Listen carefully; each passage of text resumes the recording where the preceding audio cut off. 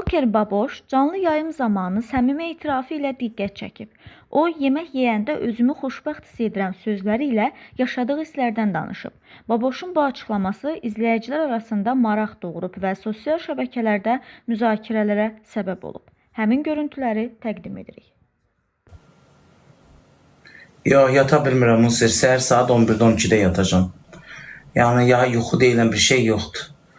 İnşallah əğazıda qalxım, böyrəklərimdir, qaraciyarımdır, müalicəyə başlayım, müalicə götürüb sistem köçürdürəcəm.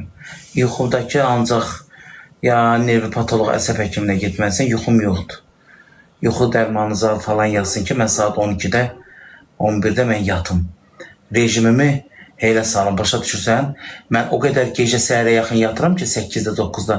Mən dururdum, həmişə dururdum saat axşam tərəf 6-da 7-də, yeməyimi onda yeyirdim. Bir də ki, görsən, gündüzləri canlaşmırdım, ancaq axşam açırdım. Başa düşürsən? Amma vaxtında yatsam 12-də mən də durub gündüzləri geçə canlı açaram, PK-larımı eləyərəm, izləyicilərlə söhbət eləyərəm, düz axşam saat 12-yə kimi. Başa düşdünüz? Mənim yuxu rejimim də pozulub, o da bir başı pozur, əsəblik yaradır. Bilirsiniz, baş pozulmaq nə deməkdir? O da yuxusuzluq. Beyin yatmalıdır. Yaxşı ay günəş.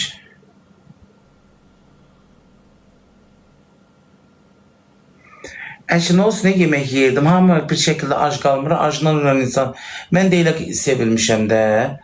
Mən də yemək yeyəndə xoşbəxt hiss eləyirdim özümü canlıda. Mən elə xoşlamışam da, özüm pişirmişəm, dadlı pişirmişəm deyə. Yemək yeyirdim. Sınıqçıya getməsən ayağını. Dedi də sınıqçı fıxı. Dedi ki, bir 2-3 günə gec gəlsəydin, iflic olacaqdın. Yanında səni heç kim sağalda bilməyəcəkdi.